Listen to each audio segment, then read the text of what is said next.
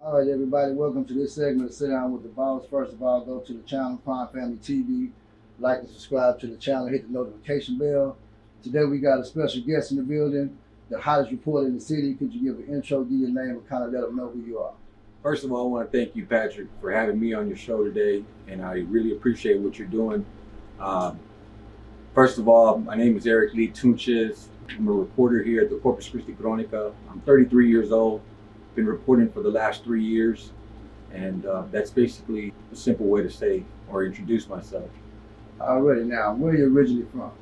I'm originally from Corpus Christi. I usually tell people I'm from the capital of Corpus Christi. I'm from Molina, Texas. Really, Motown. Yeah. Now, speaking of Motown, what was it like growing up in Motown? Well, it was a rough neighborhood, and I grew up under rough circumstances. I guess you can go back to the 1990s, where I was predominantly raised in the 90s, and when an era was, filled with music and filled with drugs and alcohol, and at that time the crime rate was pretty high, and as you can tell, that kind of shaped who I am today. Alrighty, now, what school did you attend in Corpus? I grew up all the way till well, first of all, I went to Skinner Elementary, John F. Kennedy Elementary, West Oakville Junior High. Then I checked out and went off to South Park Middle School. And from South Park, I got in a little trouble as a juvenile. Went to boot camp for 8 months.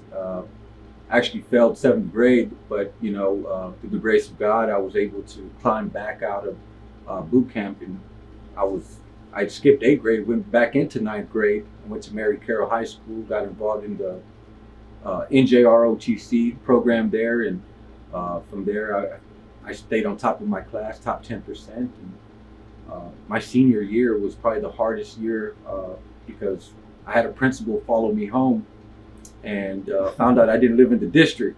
So they checked me out. I ended up having to go back to West Oso.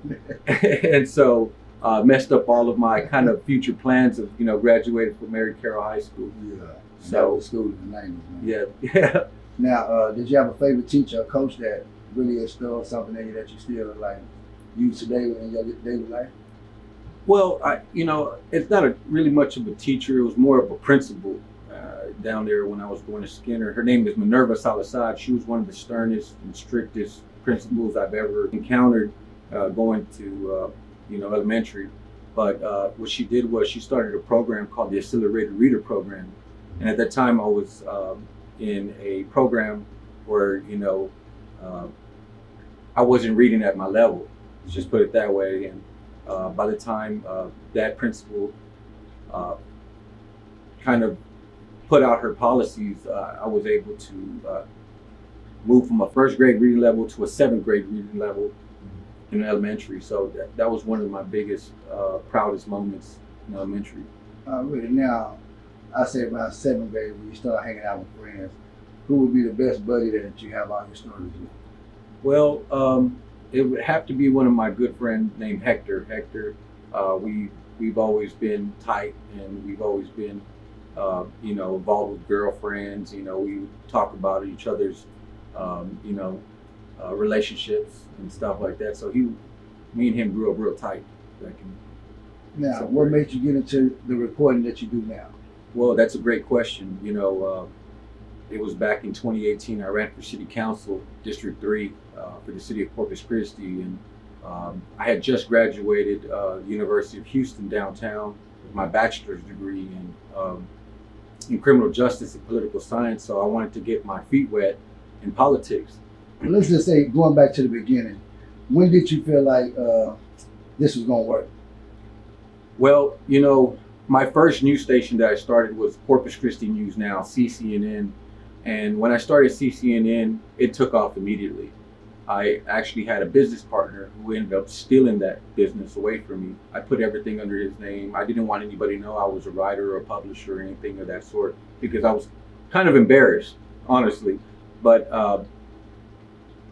come to find out that I shouldn't be embarrassed about writing. I should be proud of something that I was doing and making a change and making an impact into the community. But I ended up going to jail one day, and I ended up having to spend 30 days behind bars for something that I didn't do. And during that time, that's when the ultimate betrayal happened, where my former friend, stole that business away from me. And when I came out, I was voiceless. I was powerless. I felt like I couldn't put a message out. So I recreated another news station, which was the Corpus Christi Cronica. I came up with that name while I was in jail. And during that time, I put out a poll within like 60-man tank at the annex jail. I said, which 5 names are the best? And everybody went with the Cronica. And it was like, okay, this is the name. This is something I'm going to do. But when I got out, it wasn't popping the way I thought it was going to pop. It actually took a little longer to get 1,000 likes, to get 3,000 likes, to even get to 5,000 likes. It felt like an eternity. But and this was right dead middle of the pandemic. The pandemic had just started. Everything was shut down. But one thing that was playing on my side was the Black Lives Matter movement. And it was at that moment that I knew we had something. And I covered the Black Lives Matter march here downtown City Hall. And that was the day that I knew we have something here. Already. Now, I was going to ask you, what story, out of all the stories that you've done, emotionally touched you the most? Well, they're all emotional. Yeah. They're all emotional. And I wouldn't want to say any of them, but I'll give you one. And it happened just recently. There was a 1-year-old little girl who was found unconscious and not breathing. She was rushed to a local hospital. Nobody had known what happened to her, but through the investigation of the police, they ended up finding that she was beat up, and she was severely beaten by her mother's boyfriend. And that one really touched me, and that's something that I hold near to my heart. And it was heartbreaking for me having to report that, be on the scene, see a child being rushed to the hospital, and it killed me because I have a 3-year-old child and a little girl at that, and I just can't imagine what her family and her father was feeling at that time. Already. Now, was there ever a time, and I think it would probably be between the time when you got out, like you said, you feel like you had a voice, that you thought about stopping doing any of this? Yeah, it had to be between that time. Right between that time, I had done everything. I built a website, I developed the website, I promoted the website, and it was just not, I think it was at the time, I felt like it was the name that wasn't going to catch. The Cronica, what is the Cronica? Like, nobody knew what it was. So it had to do with a lot of education, and giving that message out, and keep continuously pounding away and chipping away and just not stopping and being consistent. But yes, I did feel like giving up. It was really hard for me during that time. Now, the goal you started out with when you first started Chronicle, do you feel today you reached that goal? No, I feel like we're just getting started. Every single day is a challenge. Every single story is being hidden. The truth is so hard. Sometimes people don't want to accept the reality. But every single day is a challenge, and we have not reached that goal. But I feel like we're beginning to start to see a different perspective for our community, and we're starting to see that we can do much more if we just stick together. Oh, really? Now, the biggest story that you've covered, what do you feel like is the biggest story you ever covered?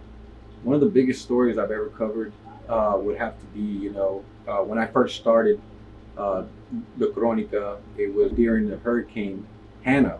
And during Hurricane Hannah, there was a lot of boats slamming against each other, and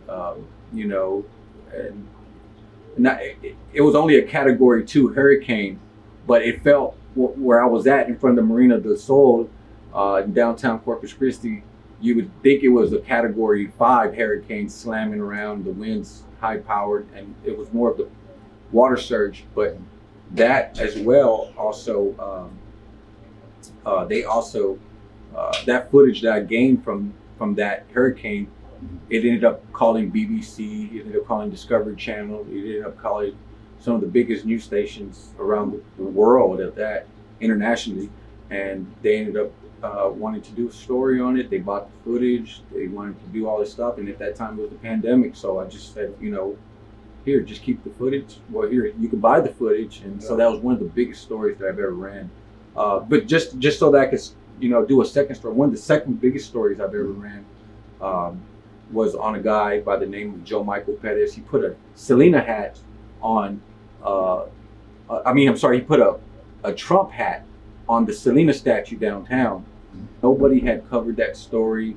It was like the perfect storm during politics, social, the social climate in politics during that time was probably one of my second biggest stories. Okay, now what's next, Ken, and what can we expect from Mr. Eric, man, the man with all the plans? We're going to start ramping up our newspaper. Another form of communication, not just social media anymore. And we're also looking for a radio station to buy, a local frequency that we can put on air, our message, the news, our own culture, things that we accept here in Corpus Christi. For too long, it's been ignored. I feel like some people still haven't got on the same page as us, right? So I think that it's very important from a minority standpoint to have a voice on the air at all times. Already now on Facebook, tell them the name and everything that they need to find and get the best news in town. Hey guys, go and join the Corpus Christi Chronica on Facebook, Instagram, Twitter, YouTube, you name it, it's there. We also have our website, www.corpuschristichronica.com. That's CRONICA. And as you can see on top of my hat, you can go check that out. It's one of the hottest news stations out here in Corpus Christi, in the South Texas region, and every single day we're growing by thousands and hundreds of people. So hey guys, please go show support to the Corpus Christi Chronica, and I'd really appreciate it. And I want to give a shout out to all my supporters out there, and I want to thank Patrick here doing big things as far as getting involved and giving a voice to everybody down here in Corpus Christi that has been forgotten. Everybody deserves to have their story told. Alright, everybody go and find the Corpus Christi Chronicle. Go and like, subscribe to the channel, hit that notification bell, keep up with the hottest report in the city. As for now, go to Crime Family TV, hit that notification bell. And we have just sat down with the man that's the hottest report in the city. He's officially sat down with the boss.